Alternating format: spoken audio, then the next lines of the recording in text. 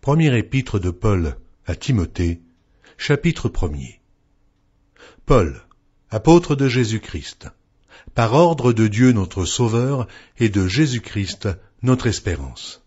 À Timothée, mon enfant légitime en la foi, que la grâce, la miséricorde et la paix te soient données de la part de Dieu le Père et de Jésus-Christ notre Seigneur. Je te rappelle l'exhortation que je te fis à mon départ pour la Macédoine, lorsque je t'engageais à rester à Éphèse, afin de recommander à certaines personnes de ne pas enseigner d'autres doctrines, et de ne pas s'attacher à des fables et à des généalogies sans fin, qui produisent des discussions plutôt qu'elles n'avancent l'œuvre de Dieu dans la foi. Le but du commandement, c'est une charité venant d'un cœur pur, d'une bonne conscience et d'une foi sincère. Quelques-uns s'étant détournés de ces choses, se sont égarés dans de vains discours. Ils veulent être docteurs de la loi, et ils ne comprennent ni ce qu'ils disent, ni ce qu'ils affirment. Nous n'ignorons pas que la loi est bonne, pourvu qu'on en fasse un usage légitime, sachant bien que la loi n'est pas faite pour le juste, mais pour les méchants et les rebelles, les impies et les pécheurs, les irreligieux et les profanes, les parricides, les meurtriers, les impudiques, les infâmes, les voleurs d'hommes, les menteurs, les parjures, et tout ce qui est contraire à la sainte doctrine, conformément à l'évangile de la gloire du Dieu bienheureux, évangile qui m'a été confié. Je rends grâce à celui qui m'a fortifié, à Jésus-Christ notre Seigneur, de ce qu'il m'a jugé fidèle, en m'établissant dans le ministère, moi qui étais auparavant un blasphémateur, un persécuteur, un homme violent, mais j'ai obtenu miséricorde, parce que j'agissais par ignorance, dans l'incrédulité. Et la grâce de notre Seigneur a surabondé, avec la foi et la charité qui est en Jésus-Christ. C'est une parole certaine et entièrement digne d'être reçue, que Jésus-Christ est venu dans le monde pour sauver les pécheurs, dont je suis le premier. Mais j'ai obtenu miséricorde, afin que Jésus-Christ fit voir en moi le premier toute sa longanimité, pour que je servisse d'exemple à ceux qui croiraient en lui pour la vie éternelle. Au roi des siècles, immortel, invisible, seul Dieu, soit honneur et gloire au siècle des siècles. Amen. Le commandement que je t'adresse, Timothée, mon enfant, selon les prophéties faites précédemment à ton sujet, c'est que, d'après elles, tu combattes le bon combat, en gardant la foi et une bonne conscience. Cette conscience, quelques-uns l'ont perdue, et ils ont fait naufrage par rapport à la foi.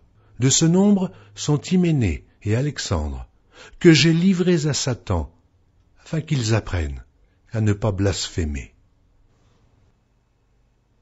Première épître de Paul à Timothée, chapitre 2. J'exhorte donc, avant toute chose, à faire des prières, des supplications, des requêtes, des actions de grâce pour tous les hommes, pour les rois et pour tous ceux qui sont élevés en dignité, afin que nous menions une vie paisible et tranquille, en toute piété et honnêteté. Cela est bon et agréable devant Dieu notre Sauveur, qui veut que tous les hommes soient sauvés et parviennent à la connaissance de la vérité. Il y a un seul Dieu, et aussi un seul médiateur entre Dieu et les hommes, Jésus-Christ, homme, qui s'est donné lui-même en rançon pour tous. C'est là le témoignage rendu en son propre temps, et pour lequel j'ai été établi prédicateur et apôtre. Je dis la vérité, je ne mens pas, chargé d'instruire les païens dans la foi et la vérité. Je veux donc que les hommes prient en tout lieu, en élevant des mains pures, sans colère, ni mauvaise pensée. Je veux aussi que les femmes, vêtues d'une manière décente, avec pudeur et modestie, ne se parent ni de tresses, ni d'or, ni de perles, ni d'habits somptueux, mais qu'elles se parent de bonnes œuvres, comme il convient à des femmes qui font profession de servir Dieu. Que la femme écoute l'instruction en silence, avec une entière soumission.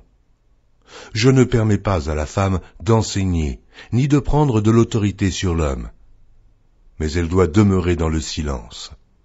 car Adam a été formé le premier, Ève ensuite. Et ce n'est pas Adam qui a été séduit, c'est la femme qui, séduite, s'est rendue coupable de transgression.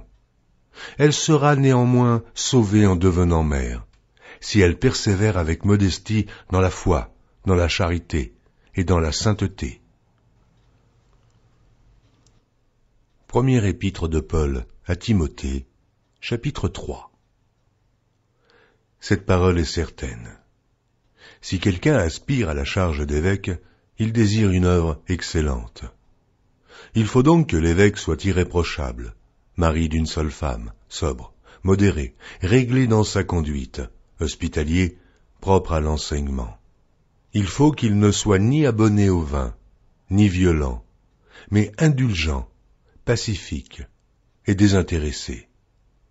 Il faut qu'il dirige bien sa propre maison et qu'il tienne ses enfants dans la soumission et dans une parfaite honnêteté.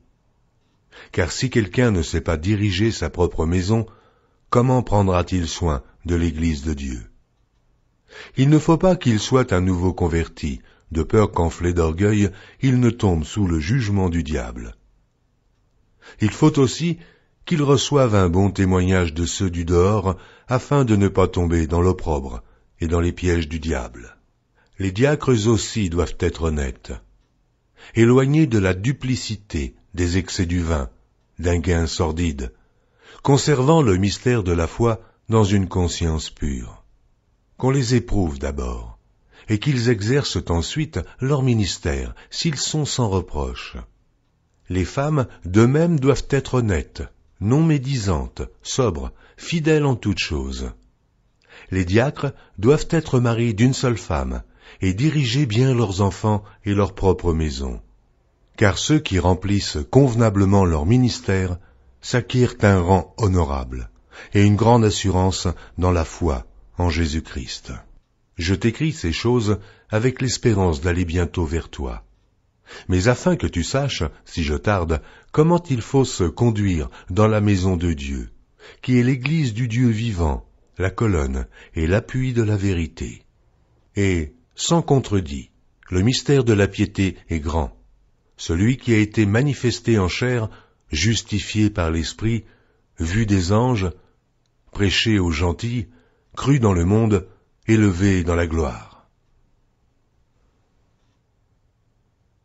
Première épître de Paul à Timothée, chapitre 4. Mais l'Esprit dit expressément que, dans les derniers temps, quelques-uns abandonneront la foi, pour s'attacher à des esprits séducteurs et à des doctrines de démons, par l'hypocrisie de faux docteurs portant la marque de la flétrissure dans leur propre conscience, prescrivant de ne pas se marier et de s'abstenir d'aliments que Dieu a créés pour qu'ils soient pris avec action de grâce par ceux qui sont fidèles et qui ont connu la vérité. Car tout ce que Dieu a créé est bon, et rien ne doit être rejeté, pourvu qu'on le prenne avec action de grâce, parce que tout est sanctifié par la parole de Dieu et par la prière. En exposant ces choses aux frères, tu seras un bon ministre de Jésus-Christ, nourri des paroles de la foi et de la bonne doctrine que tu as exactement suivies. Repousse les contes profanes et absurdes. Exerce-toi à la piété, car l'exercice corporel est utile à peu de choses, tandis que la piété est utile à tous, ayant la promesse de la vie présente et de celle qui est à venir. C'est là une parole certaine et entièrement digne d'être reçue. Nous travaillons en effet, et nous combattons, parce que nous mettons notre espérance dans le Dieu vivant, qui est le sauveur de tous les hommes, principalement des croyants. Déclare ces choses, et enseigne-les. Que personne ne méprise ta jeunesse, mais sois un modèle pour les fidèles, en parole, en conduite, en charité, en foi, en pureté. Jusqu'à ce que je vienne, applique-toi à la lecture, à l'exhortation, à l'enseignement. Ne néglige pas le don qui est en toi, et qui t'a été donné par prophétie avec l'imposition des mains de l'assemblée des anciens. Occupe-toi de ces choses. Donne-toi tout entier à elles, afin que tes progrès soit évident pour tous. Veille sur toi-même et sur ton enseignement. Persévère dans ces choses, car, en agissant ainsi, tu te sauveras toi-même, et tu sauveras ceux qui t'écoutent. Première épître de Paul à Timothée, chapitre 5. Ne réprimande pas rudement le vieillard, mais exhorte-le comme un père. Exhorte les jeunes gens comme des frères, et les femmes âgées comme des mères, celles qui sont jeunes comme des sœurs, en toute pureté. Honore les veuves qui sont véritablement veuves. Si une veuve a des enfants ou des petits-enfants, qu'ils apprennent avant tout à exercer la piété envers leur propre famille, et à rendre à leurs parents ce qu'ils ont reçu d'eux, car cela est agréable à Dieu. Celle qui est véritablement veuve, et qui est demeurée dans l'isolement, met son espérance en Dieu, et persévère nuit et jour dans les supplications et les prières. Mais celle qui vit dans les plaisirs est morte, quoique vivante. Déclare-leur ces choses, afin qu'elles soient irréprochables. Si quelqu'un n'a pas soin des siens, et principalement ceux de sa famille, il a renié la foi, et il est pire qu'un infidèle. Qu'une veuve, pour être inscrite sur le rôle, n'ait pas moins de 60 ans, qu'elle ait été femme d'un seul mari, qu'elle soit recommandable par de bonnes œuvres, ayant élevé des enfants, exercé l'hospitalité, lavé les pieds des saints, secouru les malheureux, pratiqué toute espèce de bonne œuvre. Mais refuse les jeunes veuves, car, lorsque la volupté les détache du Christ, elles veulent se marier, et se rendent coupables en ce qu'elles violent leur premier engagement. Après cela, étant oisives, elles apprennent à aller de maison en maison. Et non seulement elles sont oisives, mais encore causeuses et intrigantes, disant ce qu'il ne faut pas dire. Je veux donc que les jeunes gens se marient, qu'elles aient des enfants, qu'elles dirigent leur maison, qu'elles ne donnent à l'adversaire aucune occasion de médire, car déjà, quelques-unes se sont détournées pour suivre Satan. Si quelque fidèle, homme ou femme, a des veuves, qui les assiste, et que l'Église n'en soit point chargée, afin qu'elle puisse assister celles qui sont véritablement veuves. Que les anciens qui dirigent bien soient jugés dignes d'un double honneur, surtout ceux qui travaillent à la prédication et à l'enseignement. Car l'Écriture dit « Tu n'emmuselleras point le bœuf quand il foule le grain, et l'ouvrier mérite son salaire. » Ne reçois point d'accusation contre un ancien, si ce n'est sur la déposition de 2 ou 3 témoins. Ceux qui pêchent, reprends-les devant tous, afin que les autres aussi éprouvent de la crainte. Je te conjure devant Dieu, devant Jésus-Christ, et devant les anges élus, d'observer ces choses sans prévention, et de ne rien faire par faveur. N'impose les mains à personne avec précipitation, et ne participe pas au péché d'autrui. Toi-même, conserve-toi pur. Ne continue pas à ne boire que de l'eau, mais fais usage d'un peu de vin à cause de ton estomac et de tes fréquentes indispositions.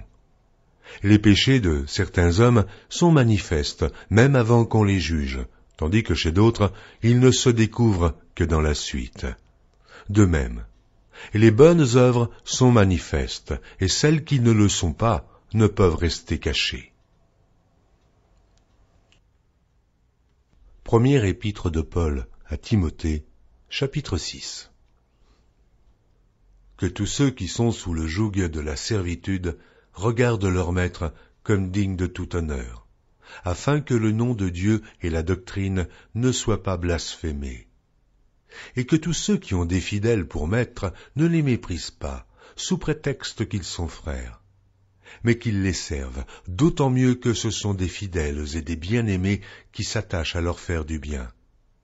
Enseigne ces choses, et recommande-les. Si quelqu'un enseigne de fausses doctrines et ne s'attache pas aux saines paroles de notre Seigneur Jésus-Christ et à la doctrine qui est selon la piété, il est enflé d'orgueil.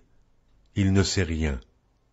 Et il a la maladie des questions oiseuses et des disputes de mots, d'où naissent l'envie, les querelles, les calomnies, les mauvais soupçons, les vaines discussions d'hommes corrompus d'entendement, privés de la vérité et croyant que la piété est une source de gain.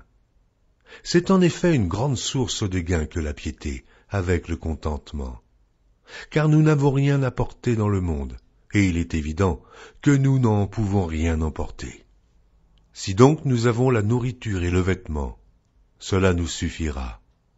Mais ceux qui veulent s'enrichir tombent dans la tentation, dans le piège, et dans beaucoup de désirs insensés et pernicieux qui plongent les hommes dans la ruine et la perdition.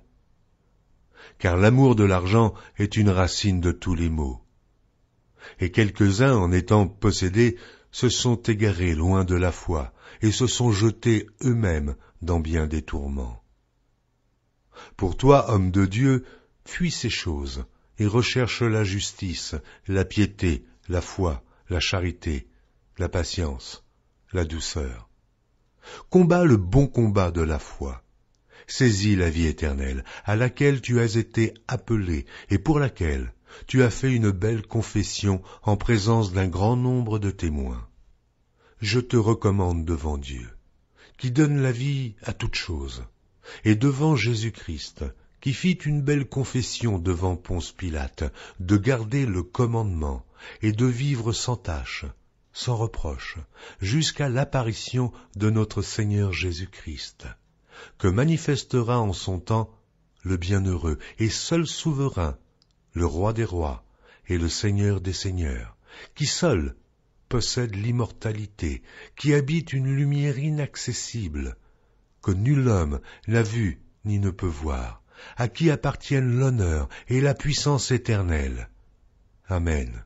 Recommande aux riches du présent siècle de ne pas être orgueilleux, et de ne pas mettre leur espérance dans des richesses incertaines, mais de la mettre en Dieu, qui nous donne avec abondance toutes choses pour que nous en jouissions. Recommande-leur de faire du bien, d'être riches en bonnes œuvres, d'avoir de la libéralité et de la générosité, et de s'amasser ainsi pour l'avenir un trésor placé sur un fondement solide, afin de saisir la vie véritable.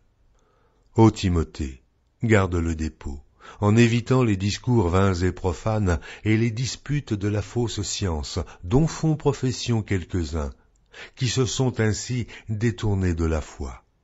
Que la grâce soit avec vous. Deuxième épître de Paul à Timothée, chapitre 1er. Paul, apôtre de Jésus-Christ, par la volonté de Dieu, pour annoncer la promesse de la vie qui est en Jésus-Christ, à Timothée, mon enfant bien-aimé. Que la grâce, la miséricorde et la paix te soient données de la part de Dieu le Père et de Jésus-Christ, notre Seigneur. Je rends grâce à Dieu, que mes ancêtres ont servi, et que je sers avec une conscience pure, de ceux que nuit et jour, je me souviens continuellement de toi dans mes prières, me rappelant tes larmes et désirant te voir afin d'être rempli de joie.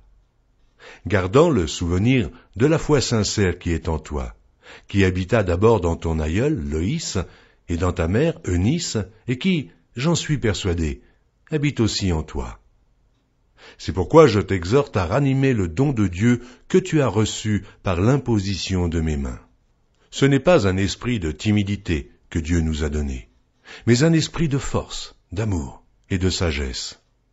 N'aie donc point honte du témoignage à rendre à notre Seigneur, ni de moi, son prisonnier, mais souffre avec moi pour l'Évangile, par la puissance de Dieu qui nous a sauvés et nous a adressé une sainte convocation, non à cause de nos œuvres, mais selon son propre dessein, et selon la grâce qui nous a été donnée en Jésus-Christ avant les temps éternels, et qui a été manifestée maintenant par l'apparition de notre Seigneur et Sauveur Jésus-Christ, qui a détruit la mort et a mis en évidence la vie et l'immortalité par l'Évangile. C'est pour cet Évangile que j'ai été établi prédicateur et apôtre chargé d'instruire les païens. Et c'est à cause de cela que je souffre ces choses. Mais je n'en ai point honte, car je sais en qui j'ai cru, et je suis persuadé qu'il a la puissance de garder mon dépôt jusqu'à ce jour-là. Retiens dans la foi et dans la charité qui est en Jésus-Christ le modèle des saines paroles que tu as reçues de moi. Garde le bon dépôt par le Saint-Esprit qui habite en nous. Tu sais que tous ceux qui sont en Asie m'ont abandonné, entre autres Pygèle et Hermogène. Que le Seigneur répande sa miséricorde sur la maison d'Onésiphore, car il m'a souvent consolé. Et il n'a pas eu honte de mes chaînes, au contraire. Lorsqu'il est venu à Rome, il m'a cherché avec beaucoup d'empressement, et il m'a trouvé. Que le Seigneur lui donne d'obtenir miséricorde auprès du Seigneur en ce jour-là. Tu sais mieux que personne combien de services il m'a rendu à Éphèse. Deuxième épître de Paul à Timothée, chapitre 2. Toi donc, mon enfant, fortifie-toi dans la grâce qui est en Jésus-Christ. Et ce que tu as entendu de moi en présence de beaucoup de témoins, confie-les à des hommes fidèles, qui soient capables de l'enseigner aussi à d'autres. Souffre avec moi, comme un bon soldat de Jésus-Christ. Il n'est pas de soldat qui s'embarrasse des affaires de la vie, s'il veut plaire à celui qui l'a enrôlé, et l'athlète n'est pas couronné s'il n'a combattu suivant les règles. Il faut que le laboureur travaille avant de recueillir les fruits. Comprends ce que je dis, car le Seigneur te donnera de l'intelligence en toutes choses. Souviens-toi de Jésus-Christ, issu de la postérité de David, ressuscité des morts selon mon évangile, pour lequel je souffre jusqu'à être lié comme un malfaiteur. Mais la parole de Dieu n'est pas liée. C'est pourquoi je supporte tout à cause des élus, afin qu'eux aussi obtiennent le salut qui est en Jésus-Christ avec la gloire éternelle. Cette parole est certaine. Si nous sommes morts avec lui, nous vivrons aussi avec lui. Si nous persévérons, nous régnerons aussi avec lui. Si nous le renions, lui aussi nous reniera. Si nous sommes infidèles, il demeure fidèle, car il ne peut se renier lui-même. Rappelle ces choses en conjurant devant Dieu qu'on évite les disputes de mots qui ne servent qu'à la ruine de ceux qui écoutent. Efforce-toi de te présenter devant Dieu comme un homme éprouvé, un ouvrier qui n'a point à rougir, qui dispense droitement la parole de la vérité. Évite les discours vains et profanes, car ceux qui les tiennent avanceront toujours plus dans l'impiété, et leur parole rongera comme la gangrène. De ce nombre sont Hyménée et Philette, qui se sont détournés de la vérité, disant que la résurrection est déjà arrivée, et qui renversent la foi de quelques-uns. Néanmoins, le solide fondement de Dieu reste debout avec ces paroles qui lui servent de sceau. Le Seigneur connaît ceux qui lui appartiennent, et quiconque prononce le nom du Seigneur, qu'il s'éloigne de l'iniquité. Dans une grande maison, il n'y a pas seulement des vases d'or et d'argent, mais il y en a aussi de bois et de terre. Les uns sont des vases d'honneur, et les autres sont d'un usage vil. Si donc quelqu'un se conserve pur, en s'abstenant de ces choses, il sera un vase d'honneur, sanctifié, utile à son maître, propre à toute bonne œuvre. Fuis les passions de la jeunesse, et recherche la justice, la foi, la charité, la paix, avec ceux qui invoquent le Seigneur d'un cœur pur. Repousse les discussions folles et inutiles, sachant qu'elles font naître des querelles. Or, il ne faut pas qu'un serviteur du Seigneur ait des querelles. Il doit au contraire avoir de la condescendance pour tous, être propre à enseigner, doué de patience. Il doit redresser avec douceur les adversaires, dans l'espérance que Dieu leur donnera la repentance pour arriver à la connaissance de la vérité, et que, revenus à leur bon sens, ils se dégageront des pièges du diable qui s'est emparé d'eux pour les soumettre à sa volonté. Deuxième épître de Paul à Timothée, chapitre 3. Sache que dans les derniers jours, il y aura des temps difficiles, car les hommes seront égoïstes, amis de l'argent, fanfarons, hautains, blasphémateurs, rebelles à leurs parents, ingrats, irreligieux, insensibles, déloyaux, calomniateurs, intempérants, cruels, ennemis des gens de bien, traîtres, emportés, enflés d'orgueil, aimant le plaisir plus que Dieu, ayant l'apparence de la piété, mais reniant ce qui en fait la force. Éloigne-toi de ces hommes-là.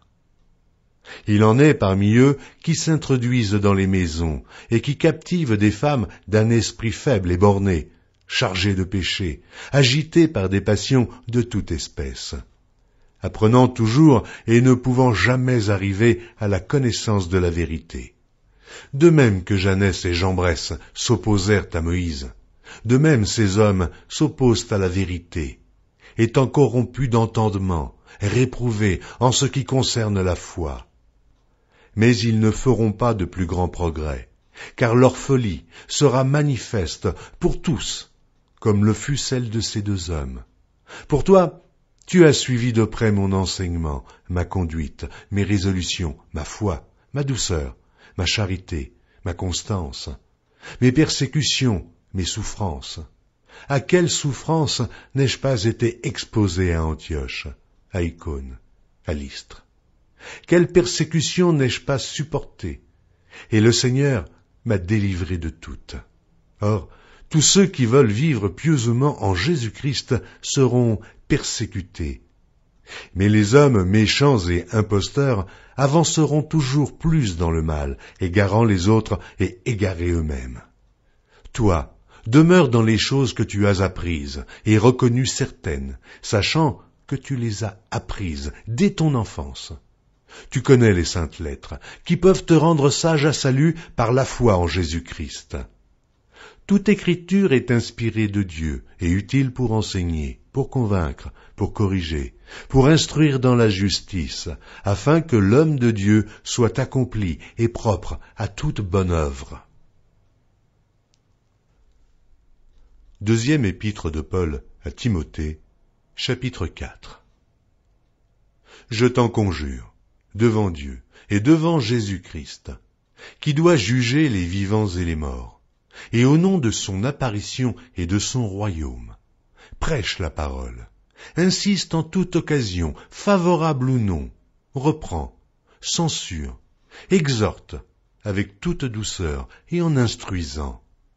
Car il viendra un temps où les hommes ne supporteront pas la saine doctrine, mais ayant la démangeaison d'entendre des choses agréables, ils se donneront une foule de docteurs, selon leurs propres désirs, détourneront l'oreille de la vérité et se tourneront vers les fables. Mais toi, sois sobre en toutes choses, supporte les souffrances, fais l'œuvre d'un évangéliste, remplis bien ton ministère. Car pour moi je sers déjà de libation, et le moment de mon départ approche. J'ai combattu le bon combat, j'ai achevé la course, j'ai gardé la foi. Désormais la couronne de justice m'est réservée. Le Seigneur, le juste juge, me le donnera dans ce jour-là, et non seulement à moi, mais encore à tous ceux qui auront aimé son avènement. Viens au plus tôt vers moi, car Démas m'a abandonné, par amour pour le siècle présent, et il est parti pour Thessalonique. Crescens est allé en Galatie, Tite en Dalmatie. Luc seul est avec moi. Prends Marc, et amène-le avec toi, car il m'est utile pour le ministère. J'ai envoyé Tychique à Éphèse. Quand tu viendras, apporte le manteau que j'ai laissé à Troas, chez Carpus, et les livres, surtout les parchemins. Alexandre, le forgeron, m'a fait beaucoup de mal. Le Seigneur lui rendra selon ses œuvres. Garde-toi aussi de lui, car il s'est fortement opposé à nos paroles. Dans ma première défense, personne ne m'a assisté, mais tous m'ont abandonné, que cela ne leur soit point imputé. C'est le Seigneur qui m'a assisté et qui m'a fortifié, afin que la prédication fût accomplie par moi, et que tous les païens l'entendissent. Et j'ai été délivré de la gueule du lion. Le Seigneur me délivrera de toute œuvre mauvaise, et il me sauvera pour me faire entrer dans son royaume céleste. À lui soit la gloire au siècle des siècles. Amen. Salut Prisca et Aquilas et la famille d'Onésiphore. Eraste est resté à Corinthe, et j'ai laissé Trophime malade à Milet. Tâche de venir avant l'hiver. Ubulus, Pudence, Linus, Claudia et tous les frères te saluent.